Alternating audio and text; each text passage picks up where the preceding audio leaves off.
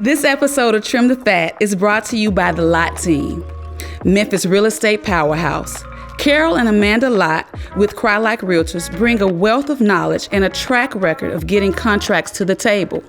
Buying or selling, they're your go-to guides in the world of Memphis real estate.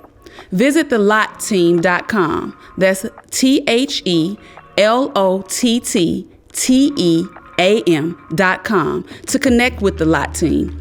Or you can text Amanda at 901-461-9246 or Carol at 901-461-4869 and let them turn your real estate dreams into a reality. When it comes to your home, experience matters. The Lott team, where expertise meets hometown hospitality.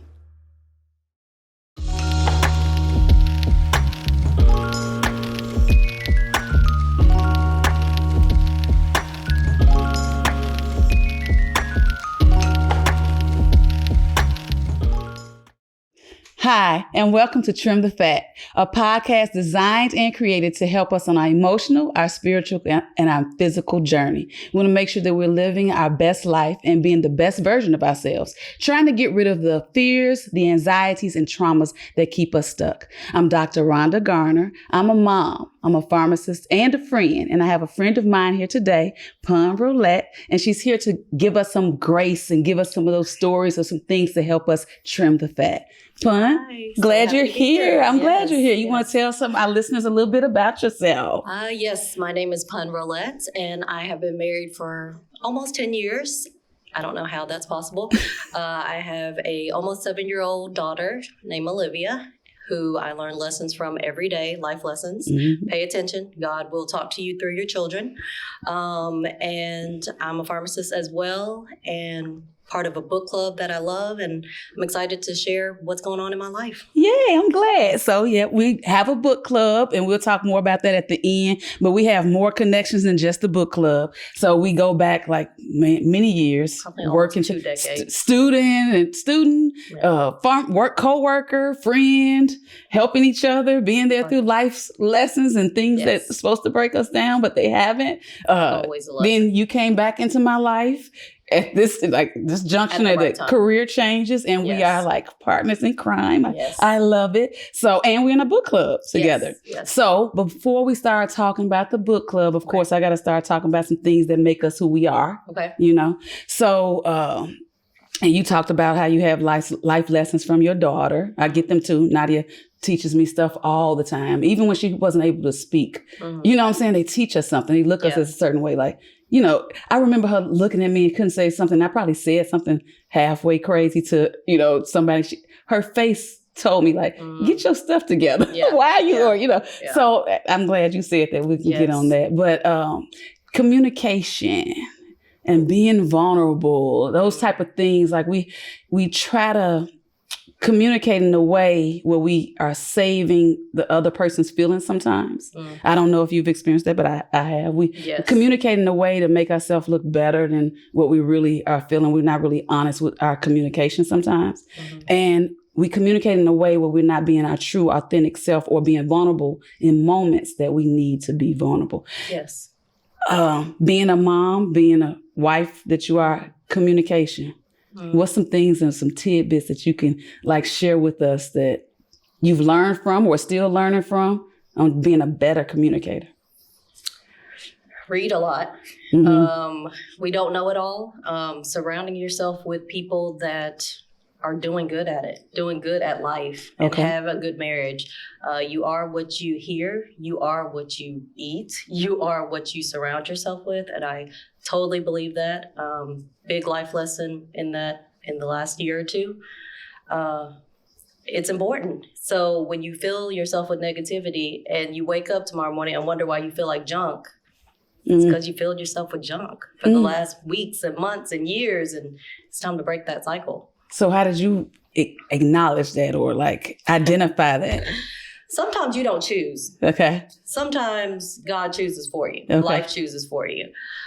Communication is so important, and there's always room to grow, right?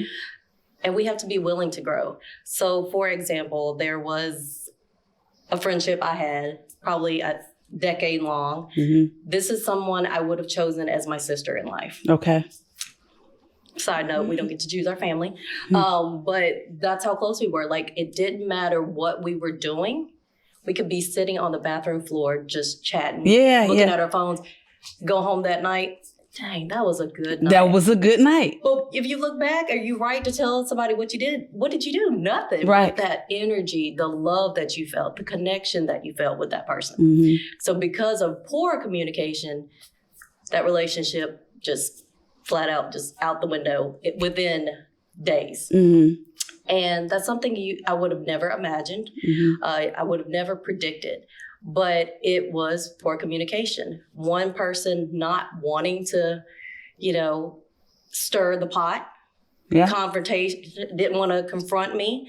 And the other was just like always wanting to be right. Oh, is that you? Yeah, wait a minute, I get it. Because I am one of those people, like, it ain't that I always want to be right. I think I'm right. Yes. So it's not a want, because I want to learn and I want to grow. Sometimes I think I'm right, but then it's so much things for me to learn because I was wrong in that instance sometimes. So I don't know if that was, because you say, you want to be right. Is it want to be right, or is it want to get in the last word? Oh, is that the same thing? I feel like it's the same thing. Okay. Well, I know one marriage seminar I went to years before I got married. It said the biggest marriage problem is you. And I feel like you can apply that to all your relationships. Like, you don't have to be married. You can still work with your relationship with your parents, your friends, your siblings, people you mentor, like coworkers. Yes. Like, we're never alone. We're never on an island. Even if you feel like, oh, I'm a homebody, I don't really go anywhere, I'm an introvert, you still communicating with people at work. If you have kids, there's just so many aspects of life that we need to work on to have better and fulfilling relationships. So poor communication. So if we're the person being a poor communicator, or if we've identified that we are, how do we bounce back? You said you lost a friendship. Who knows? It could be reconciled. You never know. Yeah. Different times in life, different stages in life. You never know, like we talk about sometimes, the lesson you're supposed to get from that. But you never know what season you're at. And you don't know what benefit or disadvantage that relationship, or could be a distraction sometimes. Relationships are distractions sometimes when you're supposed to be the best version of you. And not saying that that's a negative, like they're distractions, because we try to pour so much into certain relationships. We can't do that with every single relationship. Yes. So now maybe, in essence, sometimes they remove things just for a matter of time. It don't have to be for the whole, and we grieve the loss, we want what we want. We want that same type of friendship with people that we come in contact with because we miss it. Yes. So what's some things that you would do differently if given that opportunity again? In that circumstance, I would just say, you know what, why are we fighting anymore? Is it that important? At the end of the day, I missed you. I missed you like crazy. I missed the times where we did this, and that. And I missed the times where we did nothing. Yeah. Just in your presence. I left feeling happy. I left feeling loved. And it's just not having to have the last word or not having to be right. Yeah. What did you jeopardize by being right? Yeah. Or having the last word? It's a hard lesson, but I learned it. As far as so many lessons came from that, and I'm so glad it happened. Yeah. Without that, I wouldn't have gotten closer to God. Okay. I wouldn't have been reading the Bible as much as I have and relying on him and just crying out to him saying, okay, this really sucks. Yeah. Like, why being did you real. and if I would have been real with her, right? Yeah. And if she would have been real with me, forget the toes and all that and walking on eggshells, just, hey girl. Yeah. What you did was, this is how I saw it. Kind of messed up. Yeah. I don't like it. Exactly. But it's because if y'all were we could talk. I could go on and on. I was just saying you're being vulnerable now. I'm sure you were vulnerable before, but one of the things in life that I've learned, and I'm grateful that I know this now, that you have to be vulnerable in relationships. So we can't be always so on top or so not affected by what other people, because your emotions matter. So after all, like you said, the energy matters, the energy transfers, but also when you're going through something, you kind of impact your health, your emotional wealth, your capabilities to want to do certain things. So you limit yourself from doing things you want to do because you're not doing it with that person or doing what you really are meant to do. So I know that being vulnerable can get you places and can get the relationship stronger. And sometimes we put on this mask, or sometimes we put on this strong cape, and we'll say, okay, I'm not going to be the one to do it. They're going to say they sorry, or they're going to say they messed up. I'm not going to wait it out. I'm going to wait it out. But it also can make you sick. I've been physically sick from not owning up to my stuff in a relationship, just friendship, things like that. Have you, do you ever feel like, I'm not just saying like, can't get out of the bed. I'm talking about sick. Oh yeah, there were songs, there were situations. I was like, this time last year we were doing this. What would we be doing now if we were still friends? Things like that. So yes, it does affect you, and it affects your other relationships because they're like, "Mommy, why are you so sad?" And speaking of those lessons from our children, I remember telling her. Well, she saw me crying. She saw me crying a lot. And so one day we were on the couch and she asked me, and I said, "Well, I don't have any friends anymore." And she looked at me like I was the craziest person ever. Like I had 8 heads or something. And she goes, "You're always texting friends. You have friends, right? Olivia has to tell you that. Yes, and I had to hear that from the outside perspective, from the mouth of babes. And I'm like, okay, you're right. Because my phone is blowing up and I'm responding and I'm making plans and I'm doing this. And they're not the same friends I was used to. And it was not for this season. I have friends for this season. Yeah. And it's the perfect friends for this season. So segue into sisterhood and relationships and new relationships as you're a grown woman. Some people are hesitant to say, they say no new friends, or they don't do those things, or I don't have time or room. The book club has started a sisterhood. Yes. Relationship builder. Connections have been made, and I'm glad that you are in it. But it's like built something else that people were looking for but didn't know they were looking for. Am I saying that right? Because I'm not trying to just boost it up, but yes, because that's exactly what I feel I get from the book club. For example, I told my husband Andrew, we were at the park. The weather's been really nice here lately, and Olivia just walks up to another girl and said, "You want to play?" Mm-hmm. Then they run off and play for 30 minutes. Never met the girl in her life. Yeah. She's never going to see her again. Yeah. And I was like, it just something went off in my head. I said, "Babe, what if it was that easy for adults?" Mm-hmm. I was like, if I did that to another grown woman now, she would look at me like I'm crazy, hold on to her purse, and probably call the police, right? And I was like, it's so hard. People don't realize. On the way here, I was thinking, so when you're in school, you're in the class together, you go to each class together, you have things that you have in common. And that's why, yes. College, sororities, things like that. And then after you get out of school, then what? Mm-hmm. You could say work, but you're working. Mm-hmm. You're busy. Like you can't have those fun times and connections at work. Mm-hmm. So I feel like this book club is what that has done for me. Mm-hmm. It gives me something on my calendar, something to look forward to. I did not realize how important that was. Like you've got to plan a random Friday off. Why? Because you got to go to the doctor? No, just be off. Right. And then that whole month will fly by because you're like, I can't wait till, that last Friday of the month because I'm going to have a 3-day weekend. Yeah. I'm not going to do nothing with it, but I still have 3 days off. Right. And the sisterhood, like you said, I don't know, you're the creator of the book club. Thank you, Jesus. But I don't know if that was your intention, but we keep growing and growing and growing. And we're going to need an event center. We need we're going to need an event center that is consistent every month because it went from 3 to almost maybe 30 something. Yeah. Yes. And that's just insane to me. So having something on the calendar every month is really nice. I love reading, and I have bookcases of half-read books because who's going to know if I don't finish, right? Right. And I would read a lot of self-help books and Christian books. And with those, it's what I mean? Like you can read a chapter 2 and then you can stop and come back to it. Yeah. 3 years later. Yeah. But with fiction, what I've loved so much is I get in it. I get lost in it. I can use my imagination. It's just different from watching a TV show.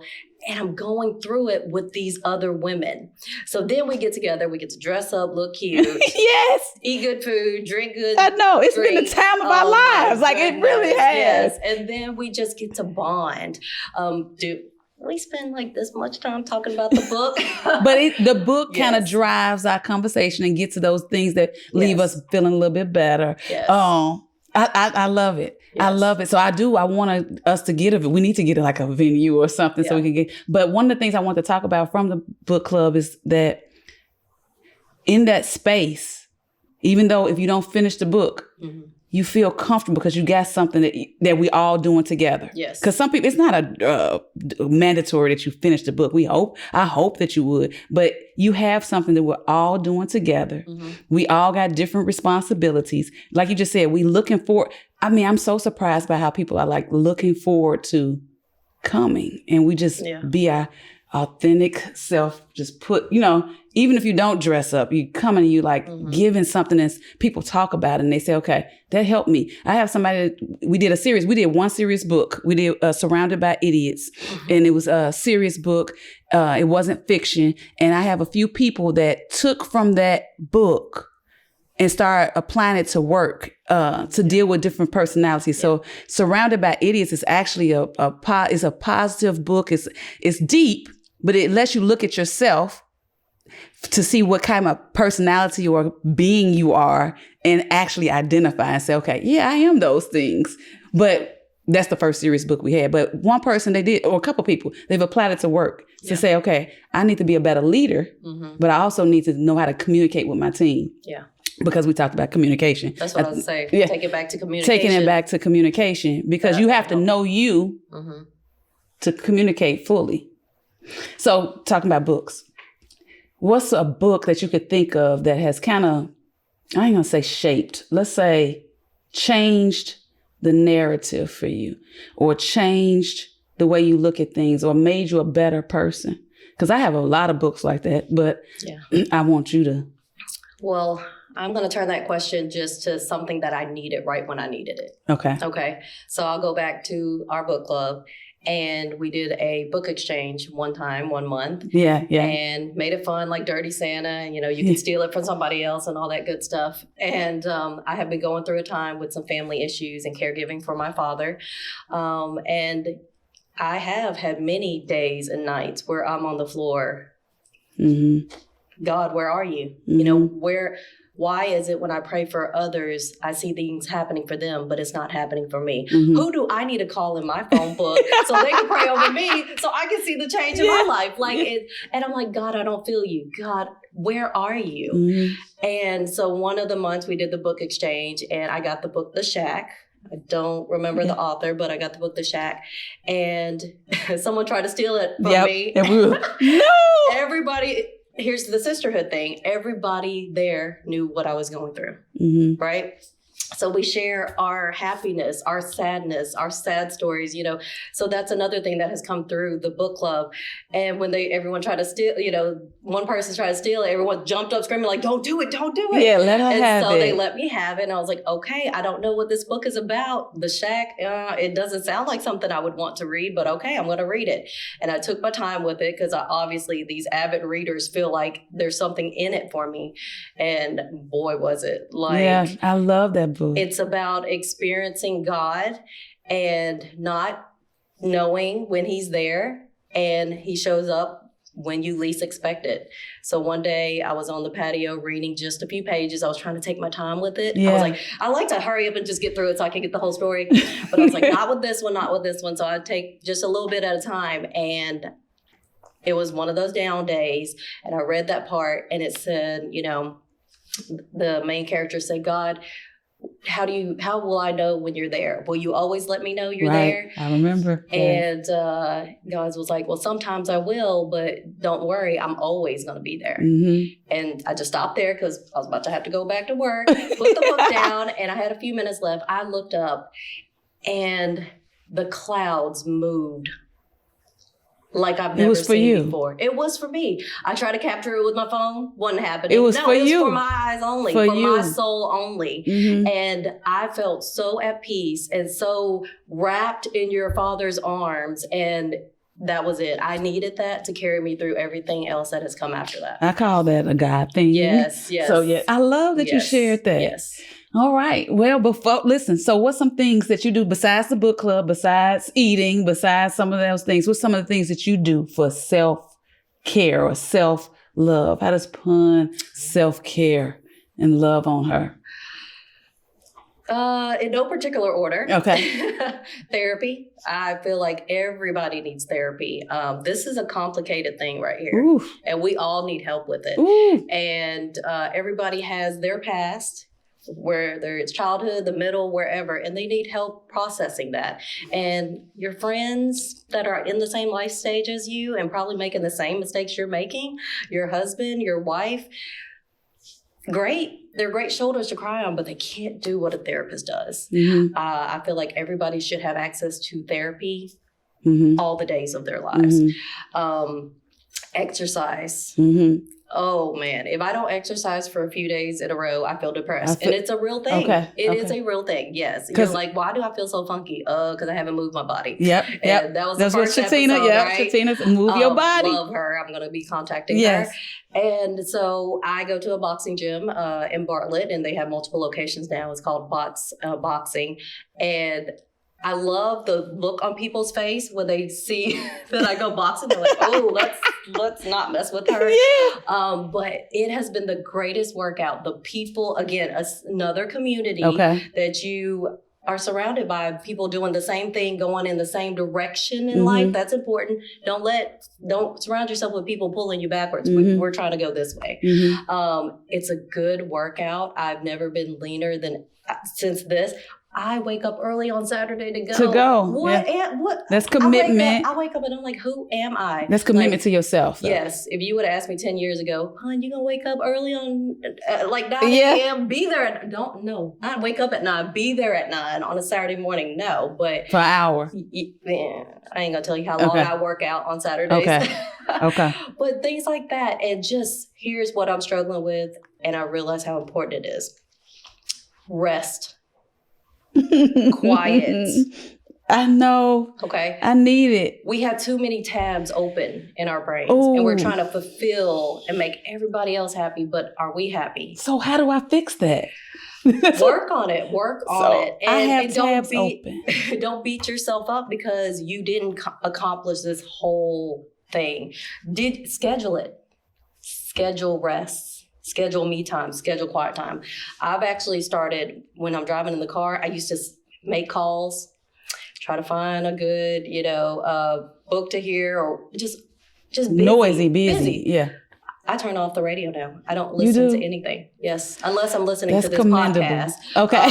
But I don't listen to anything because the rest of the day is so noisy.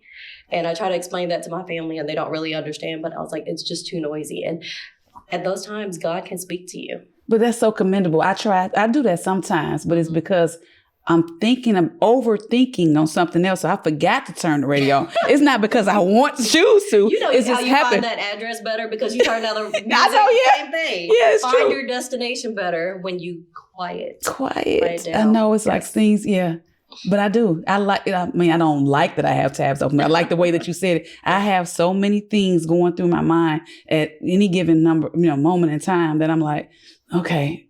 Then when I'm trying to rest, I can't because I'm like, okay, I didn't do this, or I didn't get to this, or I need to do this, or I didn't do this right, or I did. I forgot. It's like it's always there. Something else I incorporated instead of a to-do list. I wrote down what I did. Yeah. Because when you write down what you did today and you check it off, you're like, can I curse on here? I'm an awesome woman. Yes, awesome woman. Yes. What's a synonym for I am an awesome woman? Look how much I have accomplished before I even clocked in work boss today. I know what you want to say. Mm-hmm. There we go, boss babe. We'll go with that one. Okay. So yes, it's just small tweaks at either how your perspective or just how you're doing things in life. Who made that the official to-do list for the day? Right. You? Yes. Are you happy at the end of it? Sometimes. Not all. Sometimes.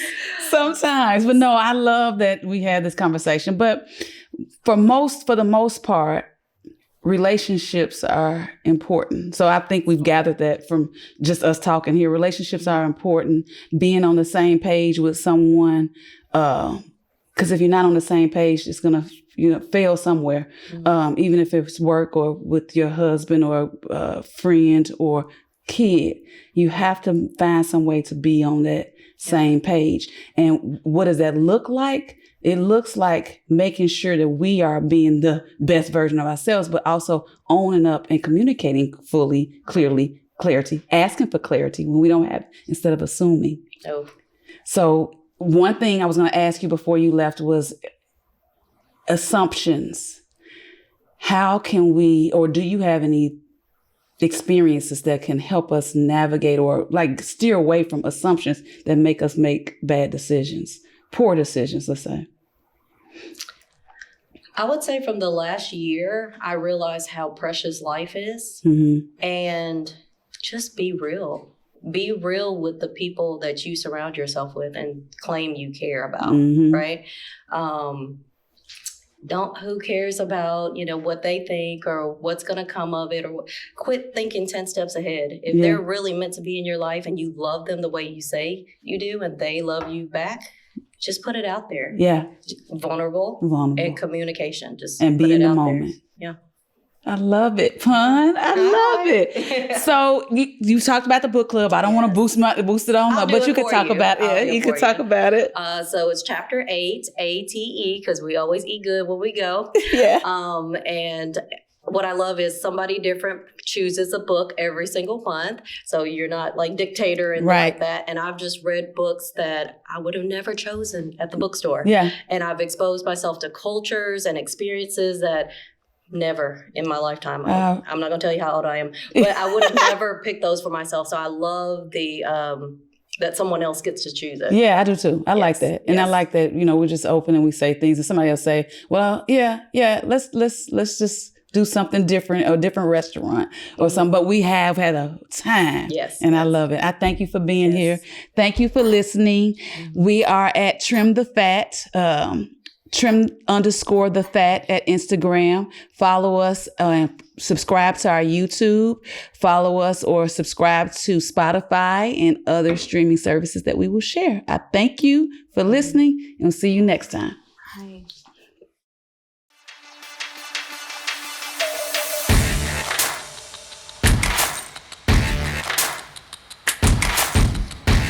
Hello, Trim the Fat community. It's Rhonda, and I want to share with you a fitness secret.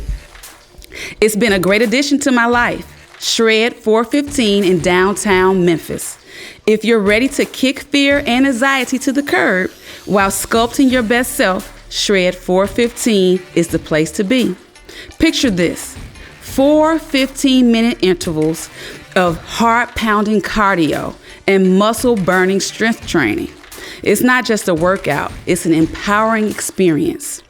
I've been there, I've felt the burn, and I've loved every minute. Head over to shred415.com. That's shred, SHRED 415.com to learn more and then pick a class. Shred 415, shaping lives one interval at a time.